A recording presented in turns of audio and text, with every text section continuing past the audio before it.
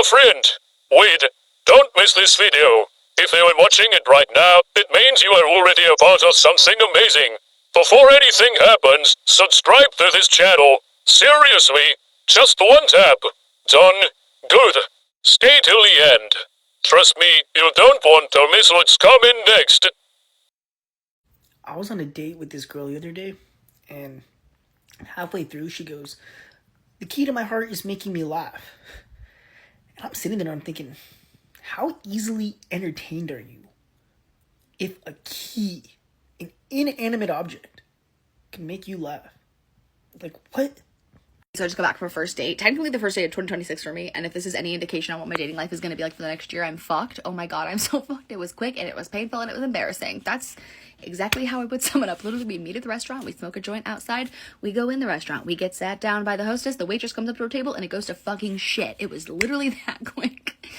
She comes up to get our drink order and he holds his finger up. He goes, "Excuse me, we're two talking adults right now. Could you come back in about 5 minutes?" I cut him off. I didn't even let him finish that thought. And I turned to the waitress and I'm only talking to her. And I'm like, "I'm so sorry. This is a first date. I'm so sorry. This is a first date. I'm so sorry. I'm so sorry. I'm so sorry. This is a first date." And she like kind of chuckles and she was like, "No, it's totally okay. Like, I'll come back in about 5 minutes. Take your time." She was so nice. Meanwhile, I know bitch is not going to have a table to come back to because I'm going to make sure of it because this guy's fucking crazy. So I like snap my neck at him and I'm like, "What the fuck would embolden you to talk about two service workers like that? What the fuck is wrong with you?" And he goes, "What the fuck's wrong with me?" So "What the fuck's wrong with you?" He was like, "You just embarrassed me." He's like, "I didn't realize you cared so passionately about how I speak to other people." And I said, "How you speak to other people in my presence is a direct reflection of me. Fuck you. Thank you for showing me who you are 10 minutes in. Bye-bye." And then I got up and left. That's it. That's it. Hope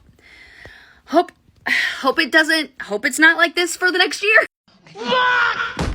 Listen to me. So listen to me.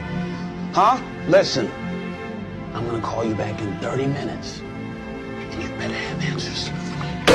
I'm recently single, okay? AKA recently cut contact with my ex. It's been almost a whole month now. You should be proud of me. But let me tell you what it was like interacting with a man for the first time in person since cutting contact with my ex. I saw this man. He was tall. He was my type, dark hair, dark eyes at the bar.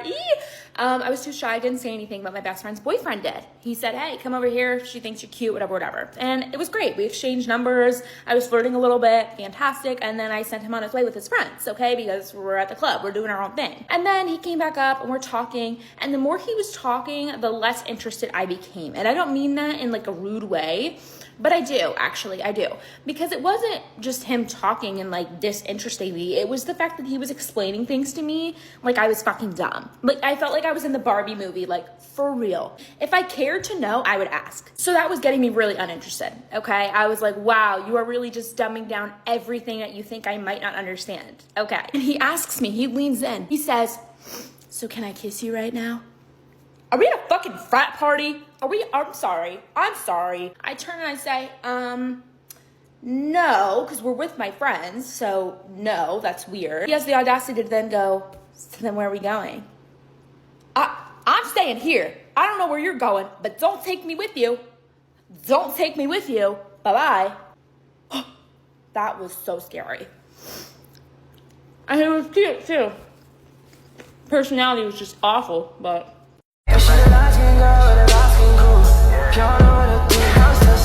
New dating fear unlocked. So I've been dating in Austin. It's terrible.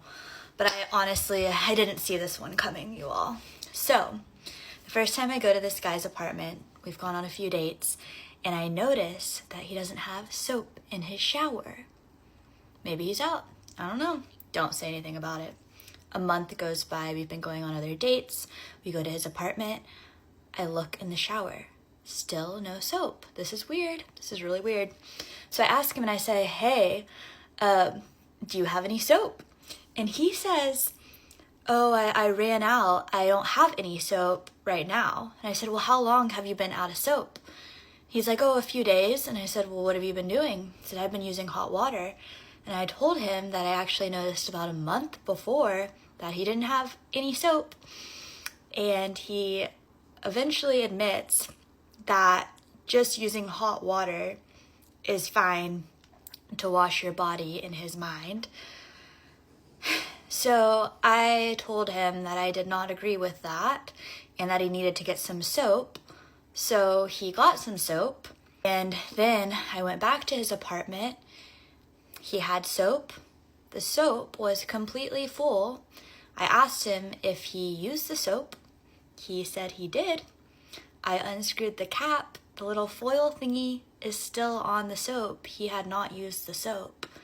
So that's how my dating life is going. Oh yeah, one more thing. If y'all see me on Love Island, mind your fucking business, bitch. I'm trying to find love, bitch. Y'all had y'all motherfucking chance. Don't watch this one if you're not prepared to be furious by the end of it. Furious. I was 18, I had just gotten to college, and I was so excited to go meet people. I was so excited. And so Sunday night, I went to my first board prayer. It was at somebody's apartment complex, and we were all just there in the main little gathering area. And I met so many great people already. There were so many cool guys, so many cool girls, like we were having a great time. I met this one guy. The vibes were a little weird. You know, he was a little different from the other people I talked to. He was about, 26, and like I was 18, like I said. And, but he still asked me out on a date, and I was so excited. Right after finishing talking to him, I skipped my way on over to another girl group. I told him, I said, hey, I just got asked out on a date by this guy. Immediately, all of their faces like fall.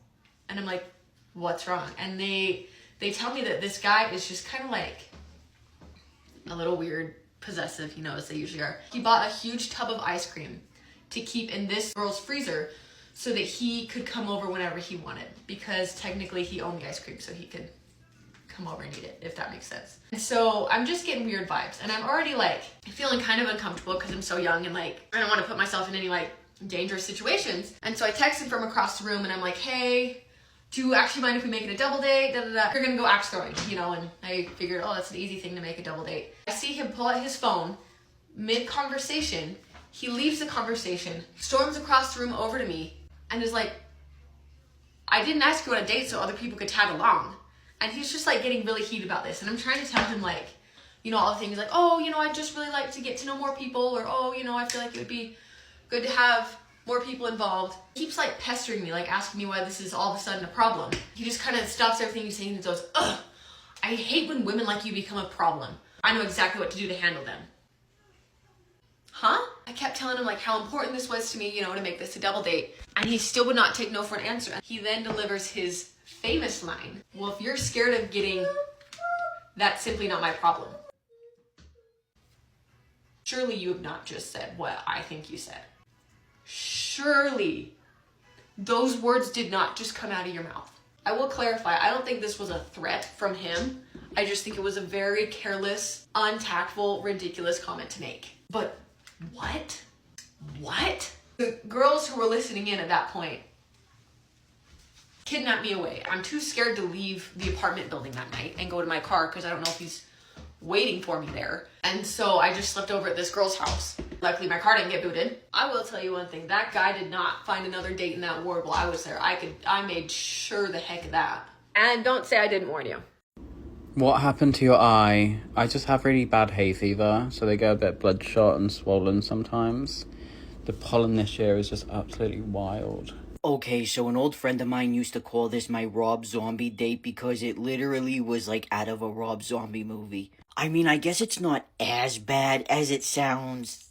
Maybe it is. Okay, so back in the day in my early 20s, I meet this dude, right? And I had reservations about him, but my family and friends, they really encouraged me to, like, give him a chance. Not because, like, they didn't trust my judgment. They probably didn't. But I had just gotten out of, like, kind of an unhealthy relationship. So I think they were just encouraging me to, like, keep my options open and, meet new people. But listen, okay, this is why I had reservations about this person, okay? They had a full-time job, like a good job. I think it was like in IT or something like that. I don't really remember. And they were a volunteer firefighter. And they were in school. They had a license, a car. They were like decently attractive, And I just thought, something's not like completely right here. Also, I wasn't naive to the fact of where I was in life and who I was at the time. This was me. I clearly had some issues. I feel like you can just kind of gather that by looking at pictures of me back then. So that gave me a little pause because I'm like, why is somebody with that much going for them interested in me? At that time, the most stable partner I ever had served 10 years in prison for 3 attempted... So I'm like, this is a little weird. So anyways, the first date, he takes me out to eat. And he can sense, I think, that I'm like a little like, I'm like feeling him out, you know? And he asked me, he's like, well, are you nervous? And like I said, yeah, like I texted all my friends and family exactly where we are. You know, I heard on the news there was recently like a lady who went on like some type of blind date and the dude ended up like chopping her up and like, you know, schmexually assaulting her. And he says to me, are you sure he did it in that order? Oh my God. No, I mean, God bless. I mean, it's terrible, but it was a tiny bit funny, I guess. I don't know. Anyways, the rest of the date went good, and we went on like a date or two after that. So one day he takes me to his house, and it seems like nobody's there. And he has a cat, and so I'm petting his cat because I love cats. And I was like, oh my God, your cat is so cute. All of a sudden he disappears. He comes back in the room with an urn, and he says the following statement just like this: "This is my other cat." And I don't got a car, so I'm stuck there for the fucking night. We didn't have Uber back then. And when I was leaving the next morning, I was so confused because there was a woman sitting in a chair, and God bless, because I think she was really sick. I don't know. I think she was probably going through treatments or something. And she was very pleasant and very nice. But it was just odd, like, it was out of nowhere because I thought he lived alone. It was odd. It was odd. Let's go. This is a minor one, but I might as well share it. Austin, Texas. I've been living for these Todd Hudson, Charleston dating stories. You ladies are so strong. I'm sorry. And now everyone knows to look out for him and the guy that has a different name that's also him that apparently lives in Florida. Anyway, okay, so here's my story. I was out on Town Lake just walking, and it was kind of cold out. I had my headphones in, just like listening to music, and this guy stops me and asks me out, and I thought that was really cool because I feel like who does that in this day and age? And he was attractive enough, you know, so I'm like, yeah, let's go. So not in that moment, but I gave him my number, and we set up another date, and we go on a date, and we meet again, like on Town Lake or Lady Bird Lake to go for a walk, because I feel like that's a good place to have a first date. Also, as I'm a therapist, and I know that when you're walking, you're kind of processing through your experience, bilateral stimulation. I'm an EMDR therapist, so I love a first date that's a walk, because you're walking side by side and you don't have to have eye-to-eye contact, which can feel like a lot of pressure. You're just like next to someone. And it's just like, I don't know. It's not nice low pressure first date. Anyway, okay, so that's what we do. So we're like going for a walk, and literally like we've been walking like 3 minutes, and every time we turn a corner, like dark corners, he tries to like come in for a kiss and kiss me. And I was like, yo, I don't know you. And I just kind of like laughed it off. I was like, I don't know you. And he did this 3 times. Also, I don't even fucking remember this guy's name. I don't remember his name. Anyway, so after we did that, I probably should have been like, that's good. I'm good. Thank you very much. No, sir. Thank you. But instead we go get tacos. So I'm like, that's kind of benign. Let's do that. So we go get tacos, and we're sitting and talking. And as we're talking, we're just kind of like getting to know you talk. And he's like, well, I don't drink either. And I was like, oh, okay, cool. And I was like, well, I got sober in AA. What's your story? And he's like, I just got out of prison. And I just like held his eye contact, and I didn't know if he was joking or not. But I was like, I mean, I'm a person in recovery. Like all sorts of things happened to us before we got sober. So like, I'm not here to judge that. And also it was really strange because he just like, I just got out of prison. It felt like it was like a test or something. And then he just like starts laughing. And then he's like, did you think I was serious? And I'm like, I don't fucking know. You tell me. Like, I don't know. I don't know. You tell me. And then I don't even remember what he told me. Cause like at this point, I'm just like, what the fuck is this? Anyway. And then he tells me that he doesn't even live anywhere close to here, but he drives up here. He was like way, way up north, and he drives here and just picks up women on the trail. And that's like how he meets women. So, yeah, I don't feel so special anymore. And I never went out with that guy again. I don't even think he texted me after, because like he clearly was not getting what he was hoping for. I don't know. So I don't know if I can call out here, because I don't know if he's actually a terrible person or anything like that. This was just like a weird experience. And yeah, I'm like not that impressed with someone approaching me from the outside world anymore, because you could be like this guy who was kind of creepy.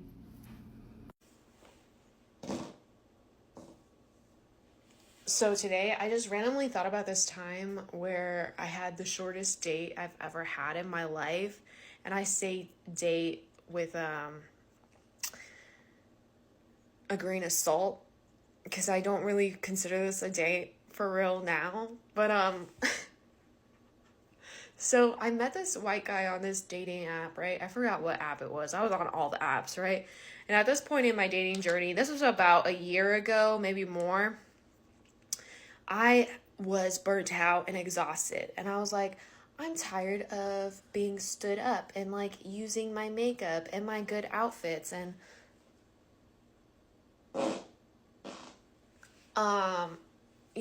wasting my time and energy and money into looking presentable because I had gotten stood up so many times and like the dates just weren't that good and just so many different things were going on, right? So this guy casually invited me to the bar one night and I was like, you know what, Ariel, it's time to step out of your comfort zone. I'm not a bars or clubs type of person. I never have been. I don't think I ever will be, if I'm going to be honest. But so, I was just like, whatever, let me do it. There's no prior planning or anything, but I hopped in the shower, scrubbed down. I even washed my hair, and I was like, this time I'm not doing my makeup, and I'm not wearing a cute outfit. I'm going in a Christmas onesie. And, okay, however, don't even judge me because my body was looking good, okay? This onesie had me looking right. My hair was still wet, dripping wet. The bar was walking distance, so I just chose to walk. I was low-key freezing. But then I got there. I saw him at one of the tables, and I introduced myself. He was with another guy. And in my mind, the wheels are turning. I was like, oh my gosh. They want to tag team me. Two good-looking white guys, in front of me. I'm thinking the worst possible things about these men, right? I'm like, I'm about to get laid tonight, right? So we were talking for a little bit, and then they proceed to get up and go to the bar stools.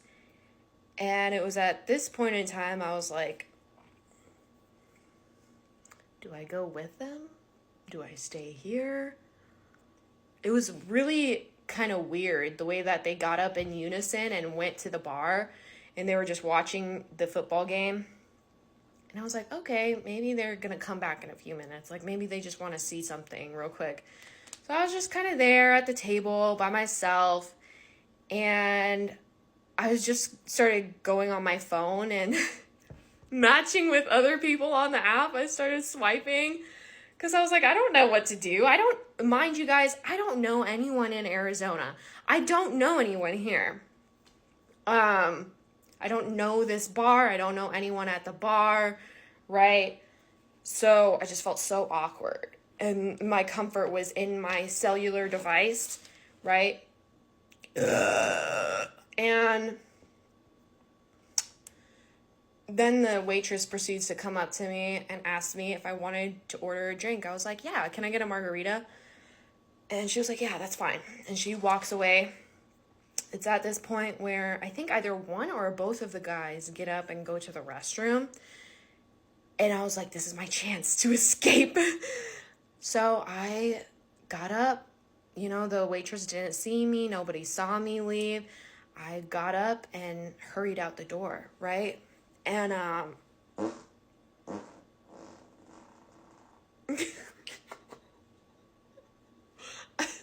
so I left and I went home. I walked home and I never heard from the guy again. And I never texted him either. He didn't even text me like, hey, where'd you go? I genuinely think that they didn't even realize that I left. I don't know what was going on, but it felt like I was interrupting something. So I was like, let me see myself out. It's weird. They're not coming back to like talk to me or anything. So yeah. All this transpired in probably less than 10 minutes, I'm going to be honest. This was the shortest and probably one of the weirdest dates I've ever been on. It was at this point, though, where I was, like, questioning, is this, like, a white person thing? Like, is this white culture? Is this... Because I had never really been out with white guys like that before, right? So in my head, I was like, oh, maybe it's just, like, a cultural difference. Now that I look back on it, I'm like, were they partners? Were they like together? What if they actually weren't friends? You know, it was so weird. Anyways, I just wanted to share that with you guys. The shortest and one of the weirdest dates I've ever been on. But yeah, after that, I was like, no more bar dates. No, because I really thought I was going to get some, and I didn't get any. And in my mind, for a quick second, I thought I was going to get double. I left empty-handed. Honestly, I wonder, too, who paid for that drink? Because, like, literally right after I ordered it, I was like, wait, I don't think that they're going to pay for my drink. So, yeah. Anyways, you guys have a blessed day.